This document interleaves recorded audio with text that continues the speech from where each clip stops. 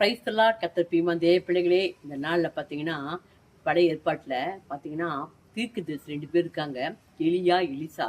அந்த எலியா பார்த்தீங்கன்னா, எலிசா விடவே மாட்டார். அவர் கூடயே ஊழியம் பண்ணார். கூடயே எங்க போனாலும் போவாரு. அந்த எலியா சொல்லுவாரு, "நான் இப்ப எரிகோவுக்கு போறேன்.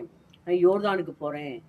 பாருங்க நானு பெத்தேலுக்கு போறேன். எங்க போனாலும் விடமாட்டேன்." கூடயே போறாரு.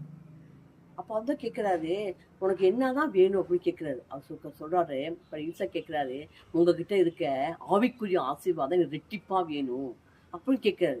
பாங்க எலியா சொல்றாரு, "நீங்க அரிதானதை கேட்கிற, ரொம்ப கஷ்டமானதை கேட்கிறியே, அரிதானதை கேட்கிறியேன்னு சொல்லிட்டு சொல்றாரு, சரி பரவாயில்ல, பெற்றுக்கொள்ளணும்னா என்னையே பார்க்கணும் அப்படின்றாரு.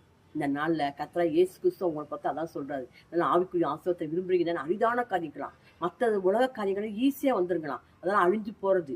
அது பார்த்தீங்கன்னா சீக்கிரமா அது கிடைச்சிரும். ஆனா அழியாத ஆசீர்வதித்தீங்கன்னா ஆவிக்குரிய ஆசீர்வாதம் தான். இந்த நாள்ல நீங்களும் எலிசா போல ஆவிக்குரிய ஆசீர்வாதத்தை கேளுங்க. அது நம்ம ரெட்டிப்பா கேட்கிறாருங்க. ரெட்டிப்பான ஆசீர்வாதத்தை ஆவிக்குரிய ஆசீர்வாதம் தாங்க அப்படின்னு கேட்கிறாரு. இந்த நாள் அதற்கு என்ன சொல்றாரு பார்த்தீங்களா எலியா? என்னை நோக்கி பாருன்றாரு. இந்த நாள் உங்க கண்கள் கர்த்தரை நோக்கி பார்க்கட்டும். ஆவிக்குரிய ஆசீர்வாதம் பெற்றுக்கொள்ளுங்க. உலக ஆசீர்வாதம் ஆவிக்குரிய ஆசீர்வாதம் இருந்தா போதும். உங்க எல்லா காரியங்களையும் சாதிக்கலாம். உங்க நாம மகிமைப்படும். நீங்க கனி நிறைஞ்சவங்களா இருப்பீங்க. மரணம் நிறைஞ்சவங்களா இருப்பீங்க. ஒவ்வொரு நாள் நாம மகிமைப்படும். அதனால இந்த நாள்ல இது உலக ஆசீர்வாதத்தை கேட்டுக்கொண்டிருக்கீங்களா?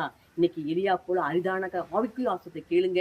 அவர் நோக்கி பாருங்க. எலியா போல எப்படி எலியா எப்படி எலிசா எப்படி எலியா விடாம பின்பற்றி போனாரோ, இந்த நாள்ல நீங்க ஆண்டவர் இயேசு கிறிஸ்துவை விடாதீங்க. சமூகத்துல காத்துருங்க. ஆவிக்குரிய ரெட்டிப்பா பெற்றுக்கொள்ளுங்க. எலிசா